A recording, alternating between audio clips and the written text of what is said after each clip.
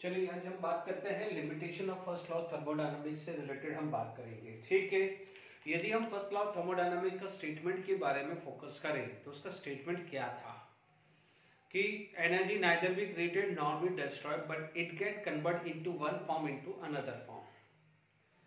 ठीक है, यही था। अब मान लीजिए हम ये बोलते हैं कि A one will lose the electron. Suppose मान लीजिए आपके पास ए और बी है, ए और बी है। मान लीजिए ए सिस्टम है, बी सराउंडिंग है, या बी सिस्टम है, ए सराउंडिंग है। तो फर्स्ट लॉ थर्मोडायनामिक में इतना ही क्लियर होता है कि one will lose the energy and another will gain the energy but total energy of universe remain constant. यही था ना, यानी जो भी सिस्टम लूज गया है और सिस्टम ने लूज किया है या सिस्टम ने एक्सेप्ट गेन किया है या सराउंडिंग ने लूज किया है सराउंडिंग ने गेन किया है। ठीक है, उसमें बात नहीं करता, वो सिर्फ करता है कि one will loose another will gain but total energy of universe remain constant. तो यहां पर सबसे पहला जो लिमिटेशन आ जाता है तो आपको बोला जाता है, सबसे इंपॉर्टेंट है, it does not give direction of spontaneous process. Spontaneous process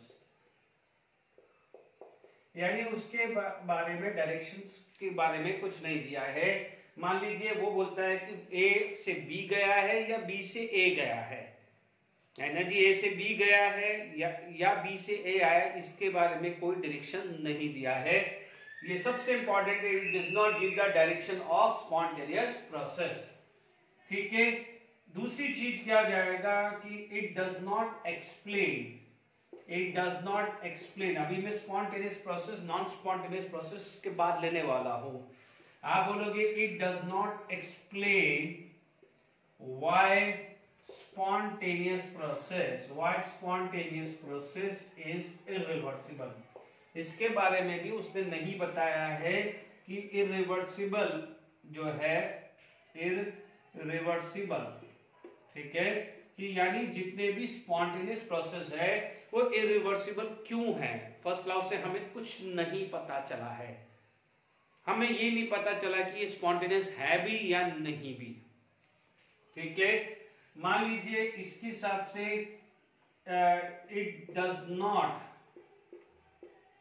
ठीक है, यहां पर उसने ये जो भी चीज है, ठीक है, तो यहां पर अपने पास उसने बोला नहीं है कि व्हाई द स्पॉन्टेनियस प्रोसेस आया है। ठीक है, मान लीजिए जितने भी स्पॉन्टेनियस प्रोसेस रूम टेम्परेचर पे हो रहा है, इसके बारे में भी उसने बात नहीं करी है। Is it clear to all of you?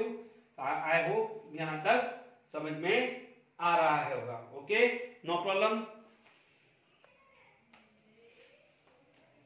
ठीक है, तो यहां पर आएगा it does not contradict the existence of 100% efficient engine। इसके बारे में भी उसने कुछ नहीं किया, क्योंकि इसके हिसाब से उसने क्या बोला था, टोटल एनर्जी रिमेन कंजर्व। यदि मैं ये वाला पॉइंट पे भी बात करूं, मान लीजिए मेरे पास एक सिस्टम है, मान लीजिए ए है और सराउंडिंग बी है। ठीक है, मान लीजिए ए सिस्टम है, बी सराउंडिंग है। तो अब वो बोल रहा है कि ए से बी जा रहा है या बी से ए जा रहा है, कुछ नहीं पता। अब वो ये चीज नहीं बता पा रहा है कि जैसे इसके हिसाब से देखे कि all heat is always be flow from higher temperature to lower temperature, यानी हॉटर साइड से कोल्डर साइड जाता है till both the temperature are same, यानी टेम्परेचर इक्विलिब्रियम तक फ्लो होता है। ठीक है, अब आप एक ही चीज की बात करें कि ये उल्टा क्यों नहीं हुआ है, उल्टा क्यों नहीं हुआ है, बात समझ में आई? यानी कोल्ड साइड से हॉट साइड क्यों नहीं जा रही है, उसको एक्सप्लेन नहीं किया है। ठीक है, तो यहां तक ये बात भी समझ में आई कि भाई उल्टा क्यों नहीं जा रहा है, कोल्ड साइड से हॉट साइड क्यों नहीं जा रहा है, हमेशा हॉटर से कोल्डर ही क्यों जा रहा है। ठीक है, ठीक है, यहां पर भी समझ में नहीं आई। अदरवाइज आप बोलोगे कि सर ये कौन सी बात कर रहे हो, अजीब सी बात कर रहे हो कि कोल्ड से हॉट। अरे यार, आप एक ही चीज सोचो कि मान लीजिए ये ए है, ये बी है, मान लीजिए ये हॉट साइड है, ये कोल्ड साइड है, तो मान लीजिए ये एनर्जी इक्वल लगी, इसकी आई, ये यहां से ये आया, दिस प्लस दिस, इसकी एनर्जी प्लस इसकी energy and this energy this plus this should be equal to this. तो आप ये भी तो आ सकता है कि यहां पर भी तो बात कर सकते हैं कि हीट यहां से यहां भी तो जा सकती है, जो भी हीट ट्रांसफर है, हीट फ्लो है, यहां से यहां भी तो जा सकती है, ठीक है ना, क्योंकि यहां पर तो कंजर्वेशन ऑफ एनर्जी भी तो है भैया। तो वो समझ में नहीं बता नहीं पाया, इसलिए इसको मैंने एक लाइन में लिख दिया, it does not give the direction of spontaneous process, it does not explain why spontaneous यानी natural spontaneous process is irreversible, it does not contradict the existence of 100% efficient engine। इसके बारे में भी उसने किसी तरह की इंफॉर्मेशन नहीं दी है। एक होता है, आप लोगों ने ये भी पढ़ा होगा कि कुछ रिएक्शंस ऐसी होती है कि जो कंप्लीट नहीं होती है, जिसे अपन इक्विलिब्रियम रिएक्शन बोलते हैं, तो उसके बारे में भी उसने कोई इंफॉर्मेशन नहीं दी है। It does not give information about chemical reaction, it does not give information about chemical reaction which is incomplete, कभी तो उसे उसके बारे में भी उसने नहीं बोला है। तो these are the some limitations of first law of thermodynamics। अब हम spontaneous and non spontaneous process के बारे में बात करते हैं। Is it clear? तो स्पॉन्टेनियस और नॉन स्पॉन्टेनियस, ठीक है। अब आप देखिए, यदि मैं स्पॉन्टेनियस या नॉन स्पॉन्टेनियस प्रोसेस की बात करूं तो एक सिंपल सा लैंग्वेज यूज कर लेता हूं। स्पॉन्टेनियस का मतलब नेचुरल अकरिंग, ठीक है, या तो नेचुरली अकर होगा या हल्का सा इनिशियलाइजेशन करना पड़ेगा और वो रिएक्शंस कंप्लीट होगी, ठीक है। नॉन नेचुरली में क्या हो जाएगा, यानी जिसको नॉन स्पॉन्टेनियस प्रोसेस बोलते हैं, कि विच इज नॉट नेचुरली अकर या हल्का सा इनिशियलाइजेशन करने पे भी रिएक्शंस कंप्लीट नहीं होती है, उसे हम क्या बोलते हैं, नॉन स्पॉन्टेनियस रिएक्शंस, ठीक है। यानी जैसे मान लीजिए कोई भी आइस है, आइस को यदि हमने रूम टेम्परेचर पे रखा, इट नेचुरली मेल्ट, ठीक है, नेचुरली मेल्ट हो जाएगा, तो this is known as natural process, this is known as spontaneous process. मान लीजिए मैंने एक ग्लास में वाटर लिया और वाटर को मैंने यूं रखा, तो व्हाट हैपन, नेचुरली क्या होगा, water fell from higher altitude to the lower altitude fell होगा, ठीक है। तो ये चीज हो जाती है नेचुरली, यानी मैंने हल्का सा कुछ इनिशियलाइजेशन किया या नेचुरली ड्रॉप हुआ है, रेनफॉल होता है, या मान लीजिए वाटर जो है हायर एल्टीट्यूड से लोअर एल्टीट्यूड आता है, वो नेचुरली होता है, ठीक है। मान लीजिए यदि मान लीजिए आइस को वाटर में कन्वर्ट किया है, बट मान लीजिए वाटर से आइस करने जाओगे उसी कंडीशन पे, उसी रूम टेम्परेचर पे करने जाओगे तो वो नहीं होगा, ठीक है। फिर आप बोलोगे सर इजी तो है काम, क्या करो कि सर उस वाटर को क्या करो, आप रेफ्रिजरेटर में डाल दीजिए। तो refrigerator is external supply, external help आपने ली है, वो नेचुरली नहीं हुआ है। तो आपने कोई भी एक्सटर्नल सोर्सेज से यदि एनर्जी ली है या एनर्जी ली है, उसका यूज किया है, तो वो बन जाता है नॉन स्पॉन्टेनियस।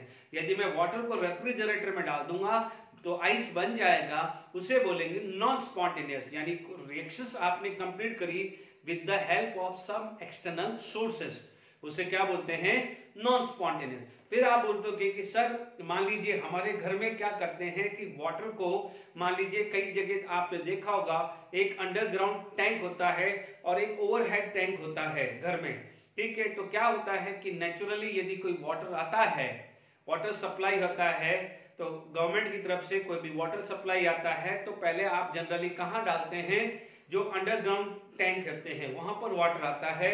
फिर आप क्या करते हैं, मोटर के थ्रू आप वाटर क्या है ऊपर आप ओवरहेड टैंक पे पहुंचा देते हैं, यदि वहां पर नहीं पहुंच पा रहा है।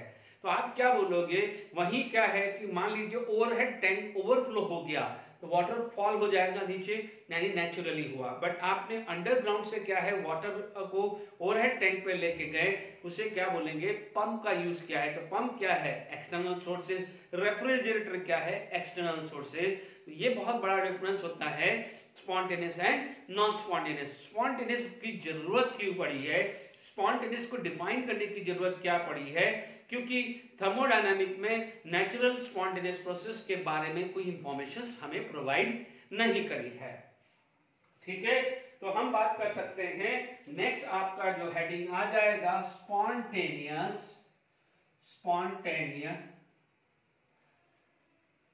एंड नॉन स्पॉन्टेनियस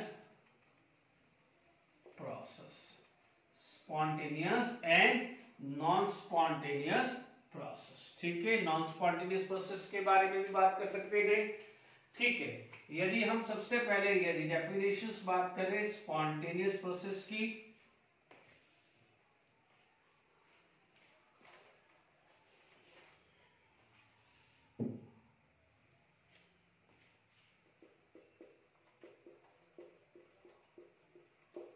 चलिए ठीक है, स्पॉन्टेनियस प्रोसेस के बारे में यदि मैं डेफिनेशन बोलूंगा, the process which moves in one direction। देखो ये केमिकल रिएक्शन भी हो सकता है, प्रोसेस बोल रहा हूं तो ये केमिकल रिएक्शन होगा। The process which move in one direction, only in one direction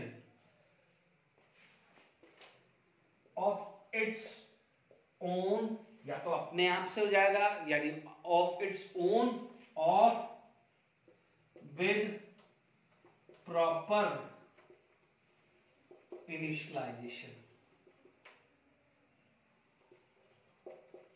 ठीक है, the process which move in one direction of its own और विद प्रॉपर इनिशियलाइजेशन। यदि हल्का सा इनिशियलाइजेशन करने पे भी वो रिएक्शन जाती है, उसे क्या बोलते हैं, स्पॉन्टेनियस प्रोसेस।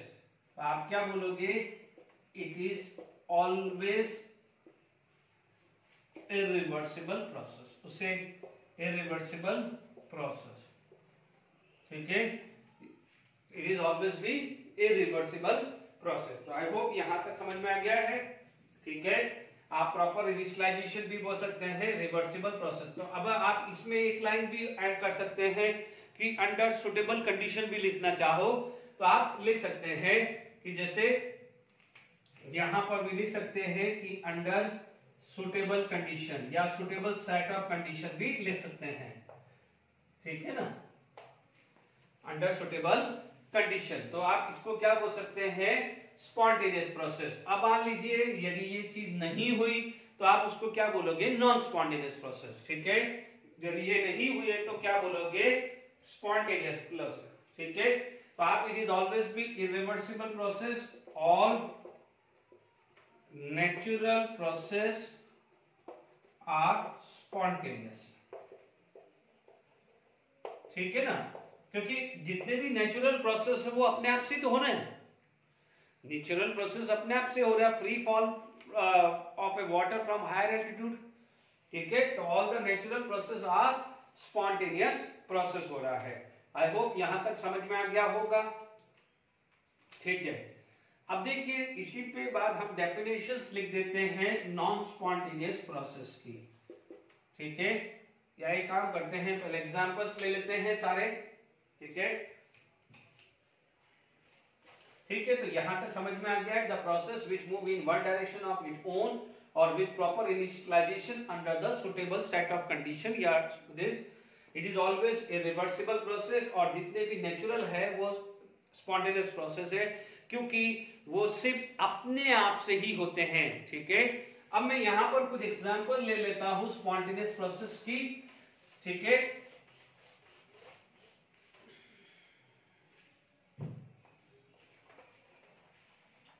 चलिए एग्जांपल्स कर लेते हैं।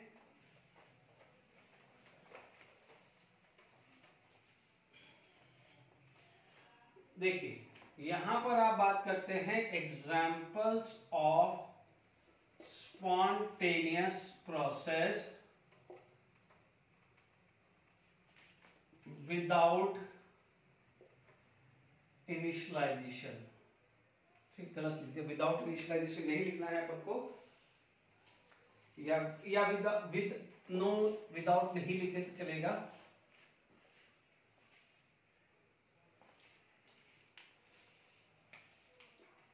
that need no initialization, है ना। ये थोड़ा अच्छा सा लग रहा है, ठीक है। आप बोल सकते हैं सबसे पहला क्या हो जाएगा, melting of ice at room temperature, ठीक है ना। आपने रखा, मेल्ट हो गया, ओके। आपके पास क्या हो जाएगा, इवोपरेशन ऑफ ए वाटर, ठीक है ना। उसको भी नेचुरली होता है एट रूम टेम्परेचर, ठीक है। अब मान लीजिए क्या हो जाएगा, falling of a water from higher altitude,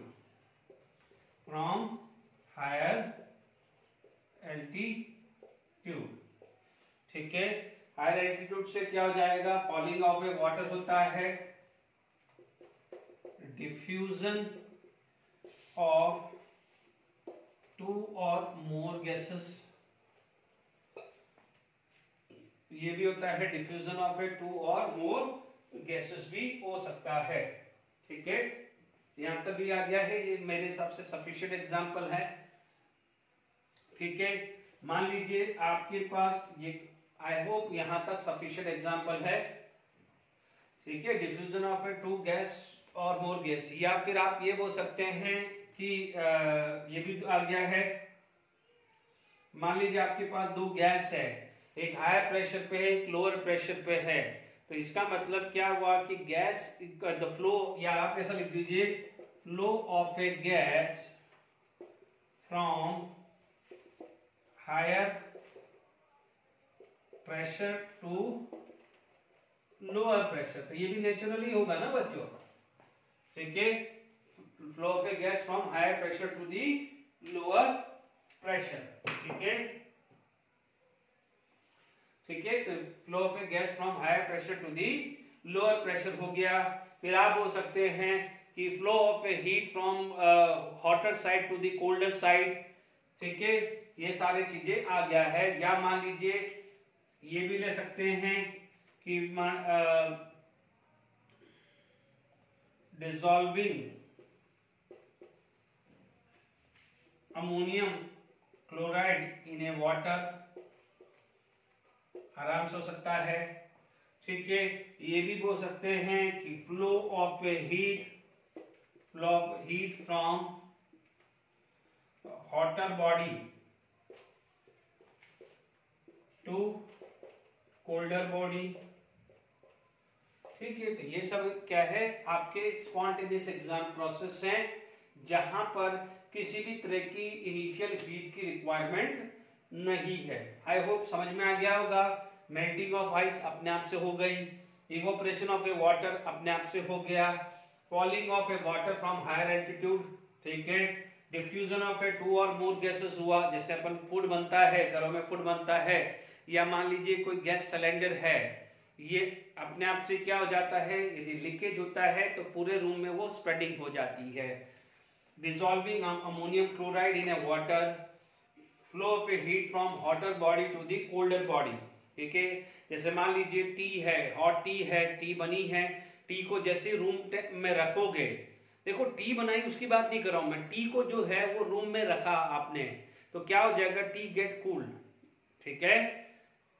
तो वो सारे क्या है, एग्जांपल्स आ जाते हैं जहां पर किसी भी तरह का इनिशियलाइजेशन नहीं किया जाता है, ठीक है। अब क्या होता है कि नेक्स्ट जो एग्जांपल आता है कि जिसमें किसी तरह का इनिशियलाइजेशन किया जाता है, हल्का सा एक प्रॉपर इनिशियलाइजेशन किया जाता है। Is it clear to all of you?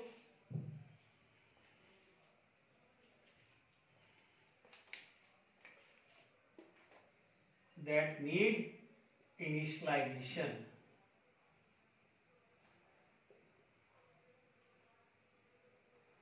ठीक है।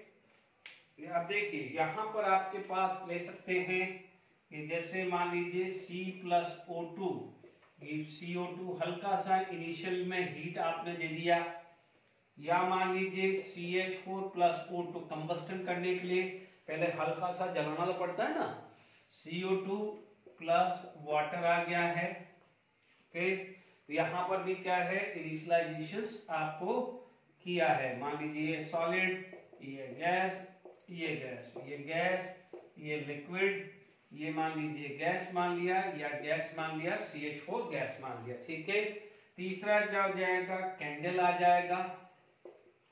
बर्निंग ऑफ कैंडल, बर्निंग लिख देते हैं कैंडल, या लाइटनिंग भी लिख सकते हैं, है ना, बर्निंग या लाइटनिंग ऑफ कैंडल लिख दिया,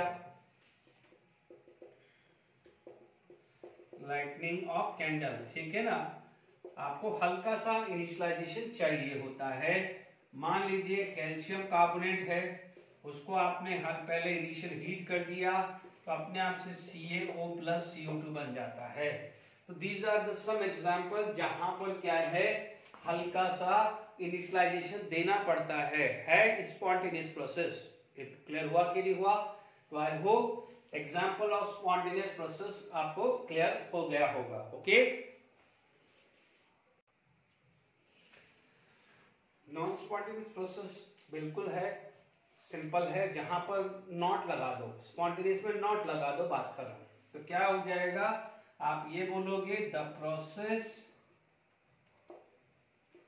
which does not occur of its own और with proper इनिशियलाइजेशन, यानी प्रॉपर इनिशियलाइजेशन या अपने आप से जो नहीं होता है उसे नॉन, क्या बोलते हैं, नॉन स्पॉन्टेनियस प्रोसेस। या फिर ये भी डेफिनेशन आ सकती है, the process which occur due to supply of energy from external sources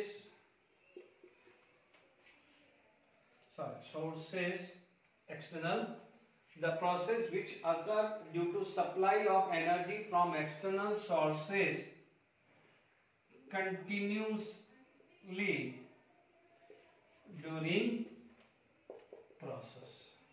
यानी किसी प्रोसेस के अंदर यदि आप, the process which occur due to the supply of energy from the external sources continuously during process are known as, क्या बोलेंगे अपन, non spontaneous. ठीक है, इनके एग्जांपल्स यदि आपको ध्यान रखने हैं तो आप एग्जांपल ले सकते हैं, जितने भी है उल्टा कर दीजिए, जितने भी एग्जांपल दिए हैं सबको उल्टा कर दो।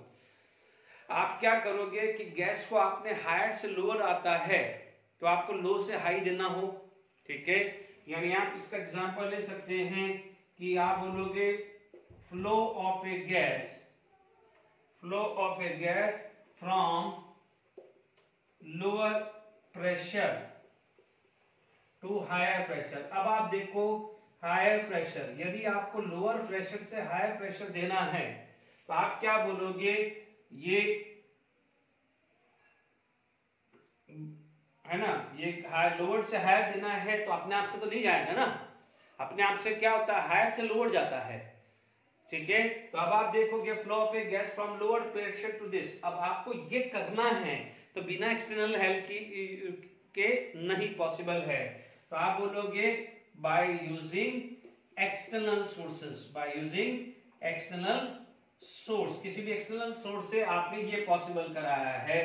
तो आप क्या बोलोगे, दूसरा आ जाएगा flow of a water from lower altitude to higher altitude. Lower altitude से क्या हो जाएगा, हायर एल्टीट्यूड। ठीक है, आप बाय यूजिंग एक्सटर्नल सोर्सेस। तो ये जितने भी मैंने कहा है इसको उल्टा कर दीजिए। जैसे मान लीजिए स्पॉन्टेनियस का एक और एग्जांपल है, जैसे मान लीजिए वाटर है, वाटर के अंदर आपने इंक डाल दिया तो क्या हो जाएगा, diffusion of ink in a water, ink क्या हो जाएगा, वाटर में फैल जाएगी, बट क्या उल्टा हो पाएगा, नहीं हो पाएगा ना। यदि उल्टा करना है तो अलग से चीज हो जाती है। आगे बात में आपको ठीक है। तो यानी ये दो एग्जांपल दे दिया है, समझ में आ गया है। तो जितने भी स्पॉन्टेनियस है उसकी कंडीशंस को उल्टी कर दो। आपने हायर से lower, waterfall from higher to lower, ये क्या था स्पॉन्टेनियस, तो लोअर से हायर क्या हो जाएगा, नॉन स्पॉन्टेनियस। बट लोअर से हायर जाएगा कब, जब आप कोई भी पंप यूज करते हो, एक्सटर्नल सोर्सेज यूज करते हो। आई होप समझ में आ गया है, ठीक है।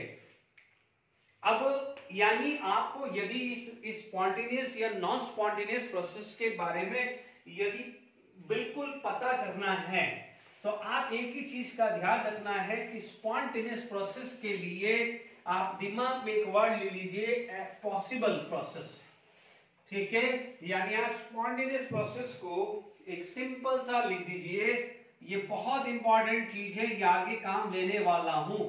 स्पॉन्टेनियस प्रोसेस यानी फिजिबल या पॉसिबल प्रोसेस, या तो फिजिकल होगा तो प्रोसेस या केमिकल रिएक्शन।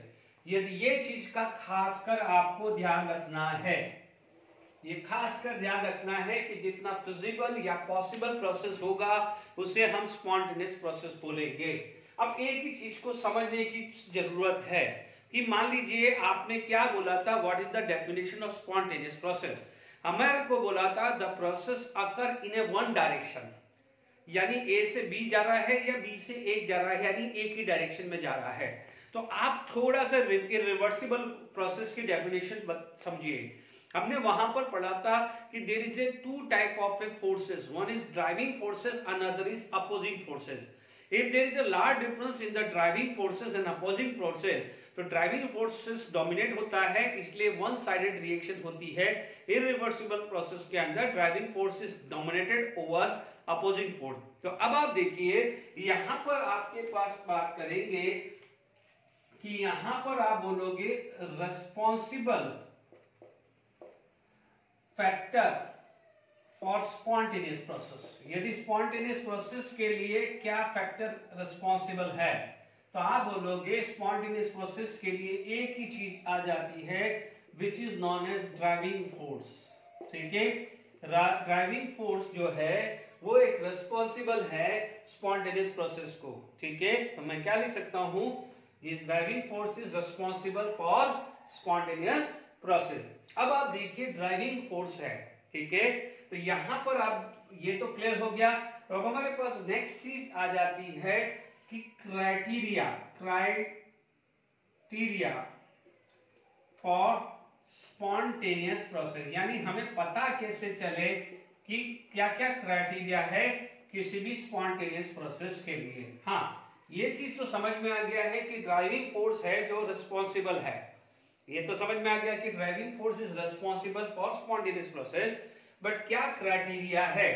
तो अब आप देखिएगा यहां पर हमारे पास क्या जाएगा, क्योंकि क्राइटेरिया क्या होता है कि tendency to attain minimum energy और मैक्सिमम स्टेबिलिटी। क्योंकि मैंने आपको हमेशा बोला है कि जितनी मिनिमम पोटेंशियल एनर्जी होगा उतना स्टेबल मॉलिक्यूल, स्टेबल कंपाउंड होगा। इसको क्या बोला जाता है, एनर्जी फैक्टर से बोला जाता है energy factor. Is it clear.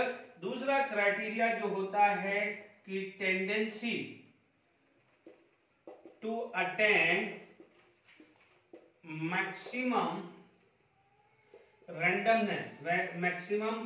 Randomness और डिसऑर्डरनेस। एक ही बात है, रैंडमनेस बोल दो या डिसऑर्डरनेस बोल दो, इसमें वर्ड आता है एंट्रोपी फैक्टर, ठीक है। अभी मैं इसके बाद एंट्रोपी लूंगा, जब ये एक्सप्लेन कर दूंगा तो एंट्रोपी एक अलग टर्मिनोलॉजी आएगी, उसे आप क्या बोलते हैं, एंट्रोपी फैक्टर।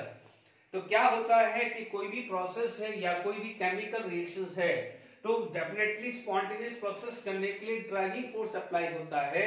उसका क्राइटेरिया होता है कि वो जहां पर भी जिस डायरेक्शन पे मिनिमम एनर्जी है वो स्पॉन्टेनियस होगा, या जहां पर मैक्सिमम रैंडमनेस हो। ठीक है, अब आप देखिए कि यहां पर यदि मैं बात करूं, पहला फैक्टर बात करूं, ठीक है, बहुत इंपॉर्टेंट है। यदि ये यारी जो सारी चीजें इसी पे सेकंड लॉ थर्मोडायनामिक डिपेंड करता है। ठीक है, यदि मान लीजिए इसी स्पॉन्टेनियस प्रोसेस के अंदर मैं एनर्जी फैक्टर पे चलूं, ठीक है, तो यानी समझ में आ गया है कि what is the criteria for the spontaneous process. हमें कैसे पता चले कि कौन सा स्पॉन्टेनियस प्रोसेस है। ठीक है, तो हमारे पास सबसे पहले यहां पर यदि मैं बात करूं एनर्जी फैक्टर, ठीक है, एनर्जी फैक्टर की बात करूं तो नो डाउट आपके पास जैसे यहां पर आया है एनर्जी फैक्टर के हिसाब से क्या होना चाहिए कि delta H should be negative.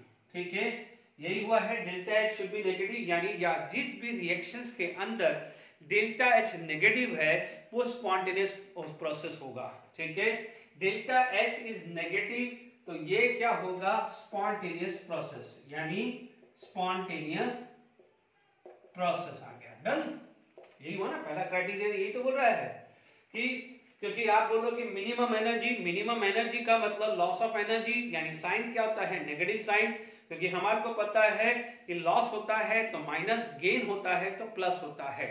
ठीक है, इसे बोलते हैं स्पॉन्टेनियस प्रोसेस। बट यहां पर आपके पास क्या आ जाता है, एक्सेप्शंस आ जाते हैं।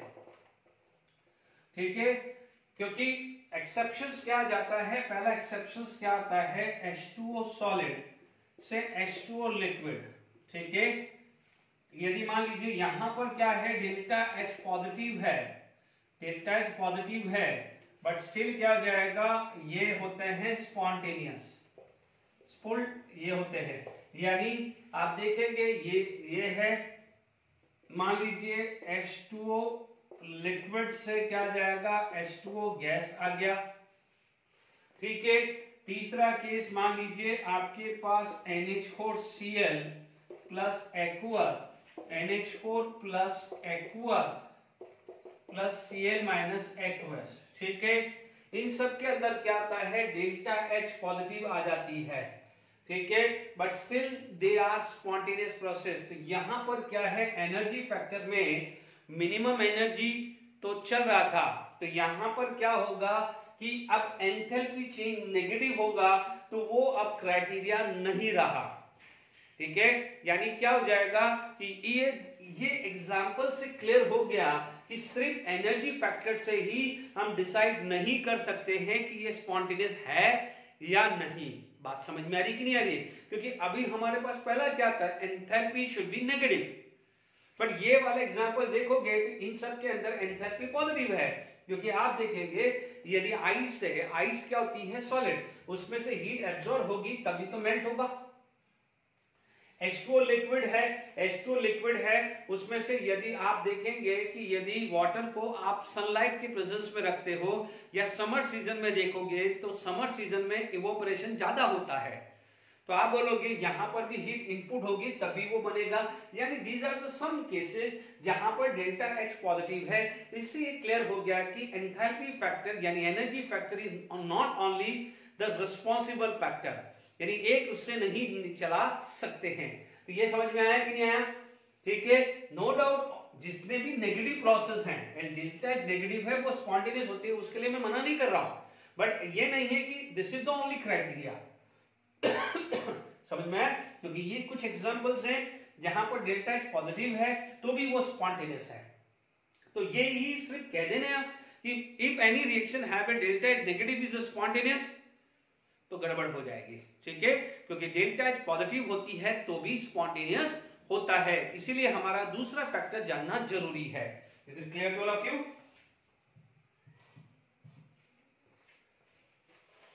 देखिए, अब हमने क्या बात करी थी, स्पॉन्टेनियस के बारे में बात किया था कि स्पॉन्टेनियस प्रोसेस कराने का है ड्राइविंग फोर्सेस। तो जो नेचर है, ठीक है, चलिए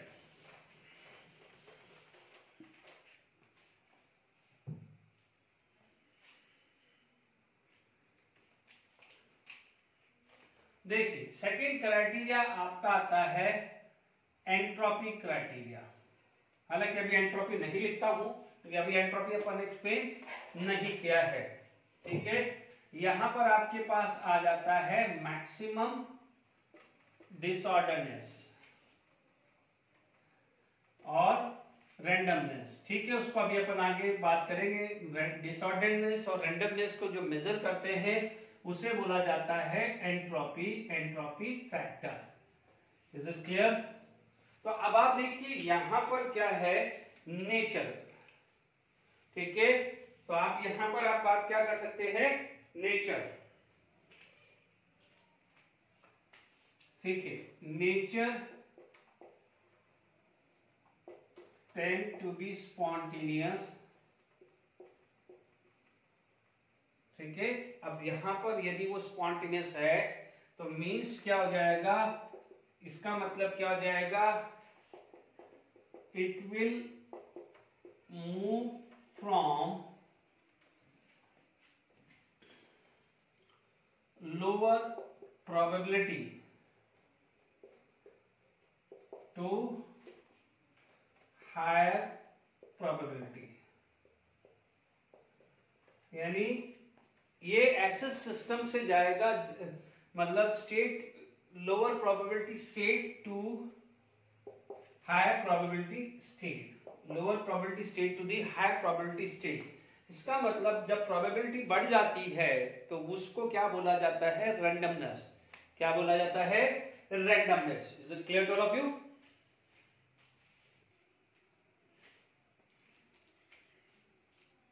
ठीक है। अब देखिए इस चीज को समझना हो, मान लीजिए इस चीज को आपको समझना है तो बहुत सारे एग्जांपल हम डे टू डे लाइफ में समझते हैं। आप कोई बच्चा ये सोचेगा कि सर आपने लिख दिया तो मान लिया, तो हम कैसे माने। चलिए मैं आपको कोई एग्जांपल देने की कोशिश करता हूं कि सपोज मान लीजिए मैंने यहां पर एक गैस, दो गैस ले लेता हूं। यहां पर मान लीजिए ये स्टॉप कोक ले लेता हूं, ठीक है। अब मान लीजिए मैं दो गैस ले लेता हूं कि फॉर एग्जांपल मैंने यहां पर एक गैस ले ली, ठीक है, ये ले ली मान लीजिए हीलियम, ठीक है। चीजों को समझना, तो यहां पर क्या है, मान लीजिए एग्जांपल दे रहा हूं मैं आपको। यहां पर मान लीजिए दूसरी गैस मैंने कोई ले ली है, ठीक है। ये मान लीजिए नियॉन ले लिए, है ना, कोई भी गैस ले लो। हीलियम, नियॉन क्या है, इनर्ट गैस है, तो इनर्ट गैस के हिसाब से कोई केमिकल रिएक्शन तो होगा नहीं, ठीक है। मान लीजिए आपने क्या करा कि यहां पर जो स्टॉप कॉक है उसे ओपन कर दिया है। यहां पर क्या है, स्टॉप कॉक जो है वो क्लोज्ड है। यहां पर मान लीजिए मैंने क्या करा है, स्टॉप कॉक को क्या करा है, ओपन कर दिया है। चीजों को समझना, क्या होगा, क्या आप जैसे ओपन करोगे, ठीक है, हमेशा जैसे जैसे ही ओपन करोगे तो आपके पास मान लीजिए ये कंटेनर है, ये कंटेनर है, ठीक है। होगा क्या, यहां पर आपको कुछ इस तरह से भी होगा, मान लीजिए ये आएगा, ठीक है। यहां पर आपके पास क्या है, ये ऐसा ब्लू आ जाएगा। इसका मतलब आप एक चीज समझ लीजिए, आपको मैं बोलता हूं कि आप ब्लू और रेड को, मैं भी ये छोड़ दो, ये लाइन बिल्कुल दिमाग से हटा दो, ठीक है। ये दो, ये आप प्रैक्टिकली करोगे। एक कंटेनर में आपने हीलियम ले लिया, एक कंटेनर में नियॉन ले लिया है। इनर्ट गैस है इसलिए केमिकल रिएक्शंस होगा नहीं, ये ओपन होगा तो आप लॉजिकली सोचो होगा क्या, आप बोलोगे सर कुछ ये इधर चली जाएगी, ये इधर चली जाएगी, ठीक है। अपन ने कुछ करा नहीं, अपन ने तो सिर्फ ओपन ही किया है, बाकी तो अपन ने कुछ इनिशियलाइजेशन किया ही नहीं, अपने आप से हो जाएगा, नेचुरली होगा, ये आएगा। अब मैं आपको बोलूंगा कि किस कंडीशन में ये वाले डायग्राम, ये डायग्राम में किस में हीलियम और नियॉन ढंग से देख पा रहे हो, तो मेरे हिसाब से तो बच्चे ये बोलेंगे कि सर क्या बात कर रहे हो सर, ये हीलियम दिख रही है अच्छी खासी, नियॉन, यानी आप यहां पर आप बोलोगे यहां पर प्रॉपर्ली अरेंज है। आप बोलोगे सर ये तो प्रॉपर्ली ऑर्डर है। यहां पर क्या है, ऑर्डर, यहां पर क्या है, रैंडमनेस है। क्या है, रैंडमनेस है। यहां पर क्या है, डिसऑर्डरनेस है। यदि मैं बिल्कुल समझने, बिल्कुल सिंपल लैंग्वेज में बात करूं तो ये क्या हुआ है, स्पॉन्टेनियस प्रोसेस। ये क्या हुआ है, स्पॉन्टेनियस प्रोसेस। जैसे स्टॉप को क्लोज किया, आपका जो ऑर्डर था वो डिसऑर्डर फॉर्म में कन्वर्ट हो गया है। इसीलिए यानी किसने किया है, एक ड्राइविंग फोर्स था जो एक रिस्पॉन्सिबल था उसको ऑर्डर से डिसऑर्डर में कन्वर्ट करने के लिए। इसका मतलब it will move from lower probability state to the higher probability state, यानी इसको आप बोलोगे more order to the less order side, यानी आप इसको क्या बोल सकते हो, more order to less order side, ठीक है, लेस ऑर्डर स्टेट जो भी है। तो आप समझ सकते हैं कि जो भी स्पॉन्टेनियस प्रोसेस है it will proceed toward maximum disorderness या मैक्सिमम रैंडमनेस। और एग्जांपल आप ले सकते हो कि जैसे मान लीजिए शुगर है, ठीक है, शुगर को आप डिसॉल्व करते हैं वाटर में, शुगर है आपको क्लियर कट दिखती है, वाटर में डालोगे तो शुगर क्या है, कहीं भी मूव कर सकती है कि नहीं कर सकती। मान लीजिए शुगर मॉलिक्यूल्स यदि सॉलिड फॉर्म में है तो उसकी क्या हो जाएगा, ऑर्डिनेंस फिक्स होगी, वो फिक्स होगा। बट जैसे ही वो डिसॉल्व हो जाएगा लिक्विड में तो वो क्या हो जाएगा, इधर उधर मूव करने लग जाएगा। Is it clear? तो ये क्या हो जाएगा, मैक्सिमम डिसऑर्डरनेस हुआ है। और मैं एग्जांपल देने की कोशिश करता हूं इस पे रिलेटेड, समझिएगा, ठीक है। तो आप देखेंगे डे टू डे लाइफ में आपने शुगर को वाटर में डिसॉल्व किया या सॉल्ट को वाटर में, आप बोलोगे सर शुगर में थोड़ा स्टेयर करना पड़ता है, तो मैं कह ही रहा हूं ना, हल्का सा इनिशियलाइजेशन करना ही पड़ता है। मान लीजिए एग्जांपल 2 ले लिया, ठीक है, मान लीजिए salt dissolve in a water, अपने आप से डिसॉल्व हो जाएगा। तो आप क्या बोलोगे, जो सॉल्ट था वो किसमें था, सॉलिड फॉर्म में हुआ।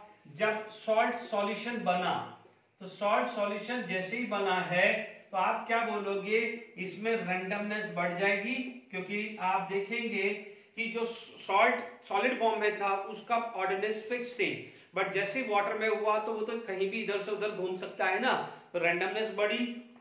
मान लीजिए आपके पास या H2O लिक्विड H2O गैस में कन्वर्ट हुआ है, तो रैंडमनेस यदि मैं बात करूं तो सबसे ज्यादा solid, then liquid, then gas की बात होती है। इसका मतलब गैसेस मॉलिक्यूल्स का रैंडमनेस ज्यादा होता है, जबकि सॉलिड मॉलिक्यूल्स तो ऑर्डरली अरेंज रहते हैं ना। बात समझ में आई कि नहीं आई? तो आप बोलोगे यहां पर हुआ है, अभी थोड़ी देर पढ़ा था इवोपोरेशन ऑफ वाटर, अपन ने क्या पढ़ा था, इवोपोरेशन ऑफ वाटर क्या था, इट इज स्पॉन्टेनियस प्रोसेस। तो आप देखेंगे यहां पर क्या हुआ है, रैंडमनेस बढ़ी। आप बोलोगे मेल्टिंग ऑफ आइस ले लो, उसमें क्या था, H2O सॉलिड से H2O लिक्विड बना, तो रैंडमनेस बढ़ी कि नहीं बढ़ी? Is it clear? मान लीजिए अभी आपने पढ़ा था कैल्शियम कार्बोनेट को हीट किया, calcium oxide and CO2 gas बना। आप देखेंगे पहले क्या था, पहले वो सॉलिड था, अब क्या हुआ है, सॉलिड प्लस गैस। अब गैस की वजह से रैंडमनेस बढ़ेगी कि नहीं बढ़ेगी? तो अब आप देख लीजिए, दीज आर द वेरी, कितने सारे आपको एग्जांपल दे दिए कि जो ये प्रूव करता है कि यदि कोई भी स्पॉन्टेनियस प्रोसेस है तो जो भी आपका उस डायरेक्शन में मूव करेगा, जिस डायरेक्शन में रैंडमनेस ज्यादा होगी, जिस डायरेक्शन में रैंडमनेस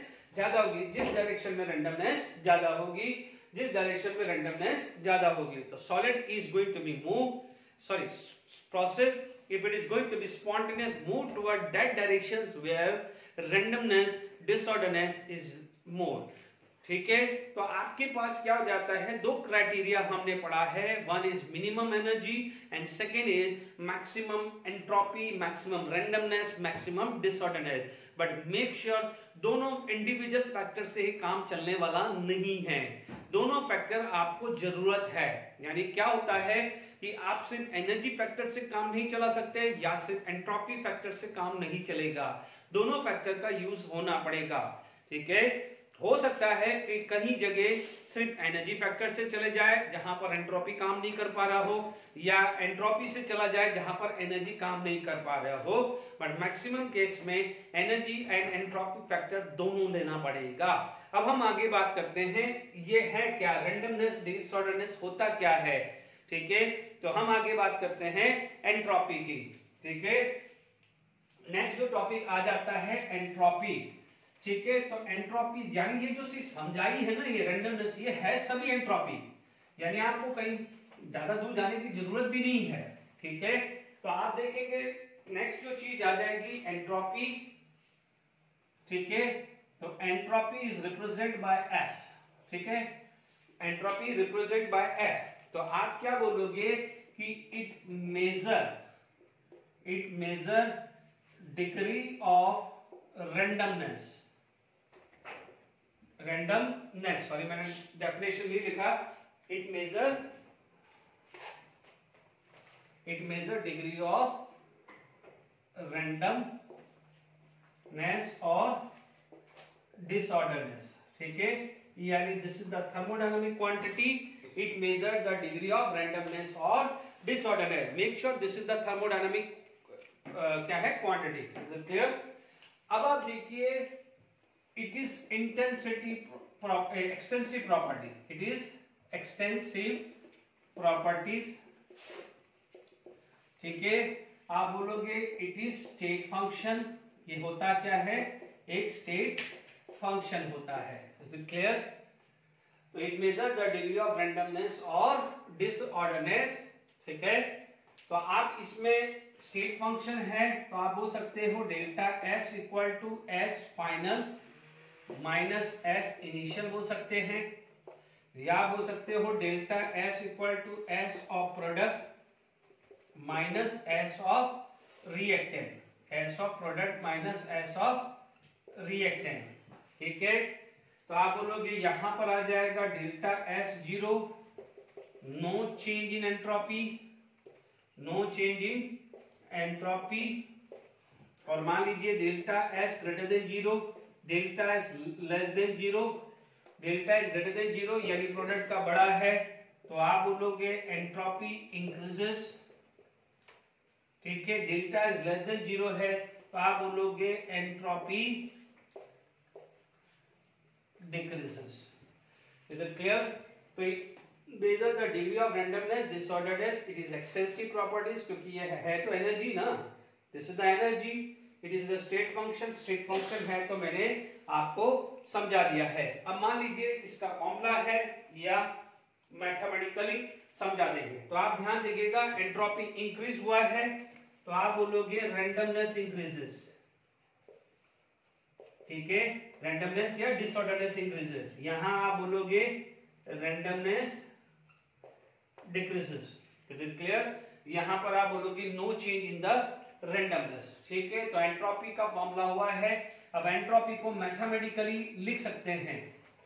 ठीक है, मैथमेटिकली रिप्रेजेंटेशंस ध्यान से समझ लीजिए। ठीक है,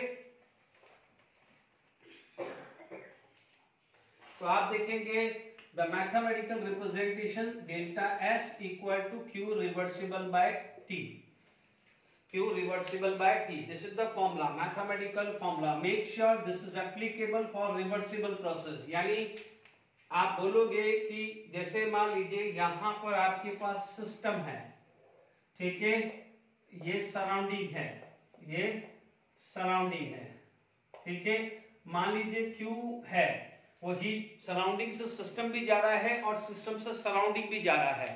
ठीक है, तो वहां पर जो भी हीट जो भी यूज होगी वो Q रिवर्सिबल काउंट होगी। ध्यान से समझ लीजिएगा कि ये Q जो है उसका ट्रांसफर दोनों साइड हो सकता है इन ए रिवर्सिबल मैनर, यानी सिस्टम से सराउंडिंग, सराउंडिंग से system. T it is the temperature at which the heat absorb या हीट रिलीज, या तो हीट एब्जॉर्ब होगी या हीट रिलीज होगी, उसमें ये T टेम्परेचर आएगा। ठीक है, ध्यान से समझ लीजिए। जैसे फॉर एग्जांपल यदि मैं बोलूं डेल्टा एस सिस्टम, तो आप बोलोगे this is Q reversible by T system. ठीक है, यदि मैं बोलूं डेल्टा एस सराउंडिंग, तो क्या मैं बोलूंगा Q reversible upon T surrounding. ठीक है, तो ये चीज का खासकर आपको समझ लेना है। ठीक है, नो डाउट यदि मैंने आपको यहां तक डेफिनेशंस लिखवा दी है। ठीक है, तो एंट्रोपी मैं भी मैंने समझा दिया है। नो डाउट पहले मैं एंट्रोपी पूरी खत्म कर लेता हूं, फिर सेकंड लॉ ऑफ थर्मोडायनेमिक में आपको लिखा दूंगा। हालांकि मैंने ऑलरेडी क्राइटेरिया लिखवा दिया है रेड क्या नाम है स्पॉन्टेनियस का, तो वही सेकंड लॉ ऑफ थर्मोडायनेमिक होता है, बट पहले एंट्रोपी खत्म कर लूं उसके बाद मैं लिखवा दूंगा। तो क्लियर? तो आगे हम बात करते हैं, ठीक है।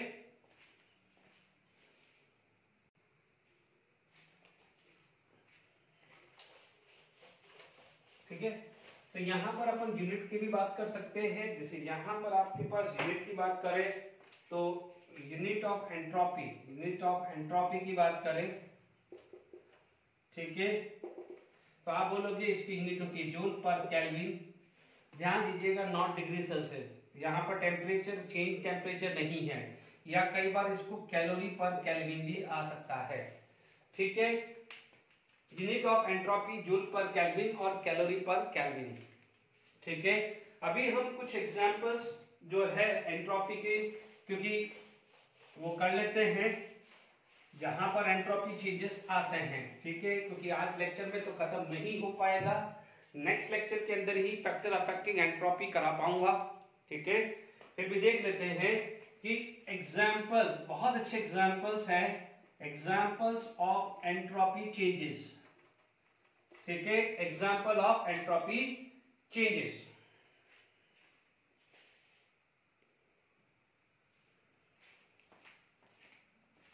ठीक है, एंट्रोपी चेंजेस के कुछ एग्जांपल्स हैं वो खत्म करके वाइंड अप करेंगे फैक्टर अफेक्टिंग एंट्रोपी या और फॉर्मूले जो है एंट्रोपी वो हम नेक्स्ट लेक्चर पे, और उसके बेस्ड न्यूमेरिकल्स भी हम नेक्स्ट लेक्चर पे ही ले पाएंगे। अब आप देखिए इसके कुछ एग्जांपल्स होते हैं डे टू डे लाइफ में बात करें, जैसे मान लीजिए रस्टिंग ऑफ आयरन हुआ है, रस्टिंग ऑफ आयरन, ठीक है।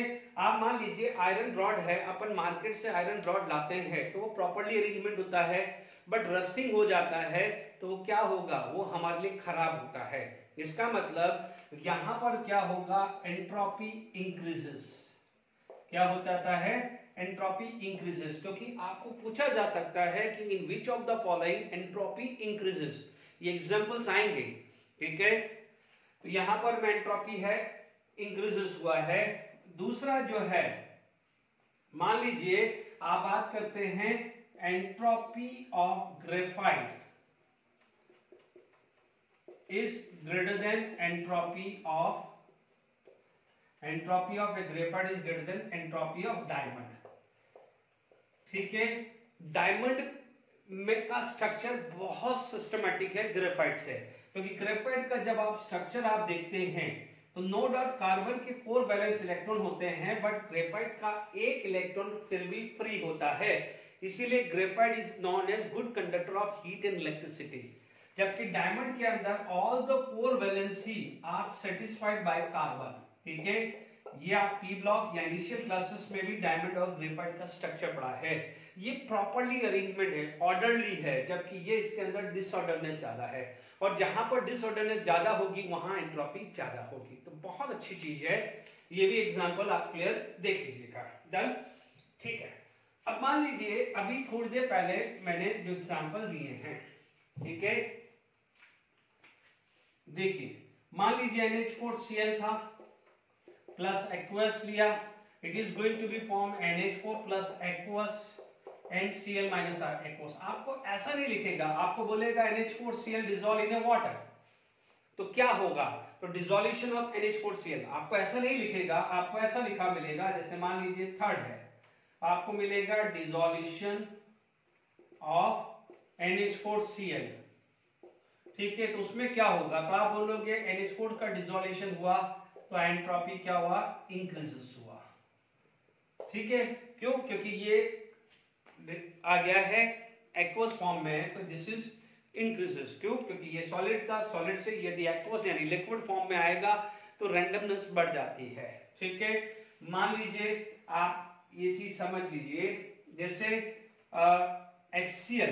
HCl को Ag+ में डालें, यदि सॉल्यूशन ऑफ Ag+ डालें तो आप जानते हैं कि यहां पर AgCl प्रेसिपिटेट हो जाएगा, यानी सॉल्यूशन से वो सॉलिड साइड जा रहा है, लिक्विड से सॉलिड साइड जा रहा है, तो यहां पर क्या हो जाएगा, एंट्रोपी डिक्रीजेस, एंट्रोपी डिक्रीजेस। तो ध्यान से समझ लीजिएगा, अभी मैंने जो भी एग्जांपल आपको ले रहा हूं, या तो जो एक नेचुरल अरेंजमेंट है, यानी जो एक्चुअल अरेंजमेंट है उसमें उस अरेंजमेंट में किसी तरह की गड़बड़ी हो जाए तो आप बोलोगे एंट्रोपी इंक्रीजेस, या सॉलिड से लिक्विड या लिक्विड से गैस की तरफ जाता है तो एंट्रोपी बात कर रहे हैं। तो सिर्फ यहां पर यही फैक्टर बता रहा हूं, अभी सारे फैक्टर कंसीडर नहीं किए मैंने, वो नेक्स्ट लेक्चर में ही हुआ तब होने वाला है क्योंकि इसमें टाइम लगने वाला है। ठीक है, अभी आप देखेंगे कि मान लीजिए आपके पास आ जाता है बॉइलिंग एग। यदि जो एग है उसको बॉईल किया है तो नेचुरल एग क्या है वो आपको पता है। तो बॉइलिंग एग का मतलब क्या है, नेचर के अगेंस्ट हुआ है, तो ये इसे बोलेंगे डीनेचुरेशन ऑफ एग। इसका मतलब नेचुरली एग का अरेंजमेंट है उसको आपने गड़बड़ करी है। नेचुरल आयरन का जो था नेचुरली जो आयरन था उसमें गड़बड़ हुई, रस्टिंग का मतलब उसमें गड़बड़ हुई। इसका मतलब जो एग नेचुरल था उसमें आपने बॉईल किया, यानी आपने नेचर के अगेंस्ट गए हैं। तो जब नेचर के अगेंस्ट गए हैं तो इसमें क्या है, एंट्रोपी इंक्रीज हुआ है, ये समझिएगा। Here the entropy increases. Is it clear to all of you? I hope यहां तक समझ में आ गया है। ठीक है, ठीक है, यहां तक क्लियर हो गया आपको? ठीक है, तो ये सारी की सीधी चीजें जो है नेचर के अगेंस्ट गए हो। मान लीजिए आपके पास रबर बैंड है या कोई भी रबर है, तो आपने स्ट्रेचिंग किया है, स्ट्रेचिंग ऑफ रबर, क्या हुआ है, नेचुरल फॉर्म को या ओरिजिनल फॉर्म को आपने डिस्टर्ब किया है। तो आपने डिस्टर्ब किया है तो आप क्या बोलोगे, एंट्रोपी इंक्रीजेस। ठीक है, यानी आप इन चीजों को देखें, जैसे ये एग्जांपल देखें, ये एग्जांपल देखें या ये एग्जांपल देखें, तो जो नेचुरल जो उनकी एग्जिस्टेंस है उसको नॉन नेचुरल फॉर्म में ले जाओगे तो उसे क्या हो जाता है, रेंडमनेस बढ़ जाती है, डिसऑर्डरनेस बढ़ जाती है। Is it clear? तो उसे क्या बोलते हैं, entropy increases. Is it clear? अभी मैं एमसीक्यू कुछ नहीं करा रहा हूं क्योंकि अभी एंट्रोपी अभी बाकी है, एंट्रोपी पूरा नहीं हुआ है, तो एंट्रोपी रिलेटेड क्वेश्चंस मैं नेक्स्ट लेक्चर में ही बात करूंगा। Till then enjoy, thank you very much.